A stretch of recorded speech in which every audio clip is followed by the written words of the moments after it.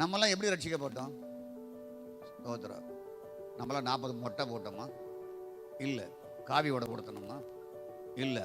நடந்து ஒரு 50 kilometre daily வந்தோமா? இல்லை. வருஷத்துக்கு 40 நாள் ஒரு புண்ணிய பயணம் நடந்து போனோமா? இல்லை. பிரைஸ் காட். நம்ம என்ன பண்ணோம்? ஒன்றுமே பண்ணலை. என்ன பண்ணோம்? வசனத்தை சொன்னாங்க, இயேசு உனக்காக மரித்தாருன்னாங்க, நம்ம விசுவாசித்தோம், அதான் செஞ்சோம். ஸ்தோத்திரம். அதுல இருந்து தான் ரட்சிப்பு வந்தது. அவர் விசுவாசித்தேன், மகனா மாறினேன். நான் எதையும் செஞ்சு மகனா மாறல. நான் விசுவாசித்தேன், ரட்சிக்கப்பட்டேன். ரட்சிக்கப்பட்டு நீதியா வாழ ஆரம்பிச்சேன். இனி நீதியாய் மாற்றிருக்கிறார் என்று தெரியாமலேயே நீதியாய் வாழ ஆரம்பித்தேன். இது தவறு, இது தப்பு, இது பார்க்கக்கூடாது, இந்த கலை நிகழ்ச்சிக்கு போகக்கூடாது, இந்த நண்பரோடு சுத்தக்கூடாது, இந்த தப்பெல்லாம் பண்ணக்கூடாது, பொய்யெல்லாம் பேசக்கூடாது, திருடக்கூடாது, இப்படியெல்லாம் நடக்கணுங்கிறத ரட்சிக்கப்பட்ட பின்பு நீதியின் செயல் தானாகவே வருது. என்னை நீதிமானாக மாற்றி இருக்கிறார், என்னை பரிசுத்தவானாக மாற்றி இருக்க தெரியாமலேயே நல்ல செயலை செய்ய ஆரம்பிச்சிட்டோம். ஏற்கனவே செஞ்ச தப்புலாம் இப்ப தப்பா தெரியும். ஏற்கனவே எங்கெங்கெல்லாம் போயிருந்தோமோ அந்த இடமெல்லாம் தப்பா தெரியும். நம்ம மனசாட்சி அப்படி வேலை செய்யும். உள்ளே நீதியாக மாற்றி புரிகிற மாதிரி நான் சொல்லுகிறேன். நல்லா கவனிக்க.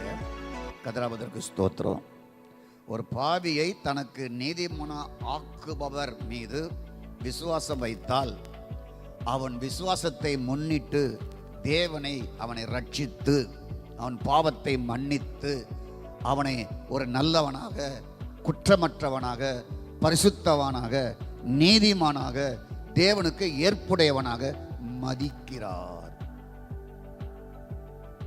ரட்சிக்கப்பட்டவன் என்று அவர் டிக்ளேர் பண்ணுகிறார். இவன் நீதியாக மாறிவிட்டான் என்று அறிமுகம் செய்கிறார். அதுக்கப்புறம் வாழணும்.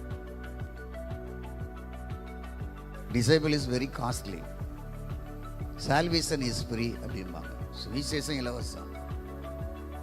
உடனே ரட்சித்துருவார், மகனா மாத்திருவார், எல்லா பாவத்தையும் விட வச்சிருவார், நல்லவனா மாறிடுவான், நீதியா வாழ ஆரம்பிச்சிருவான்.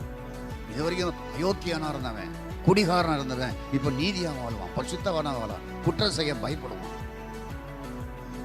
அந்த ஆரம்ப புதுசுல. ஆனா தொடர்ந்து வாழ்வதுதான் காஸ்ட்லி, விலையிறப்பு.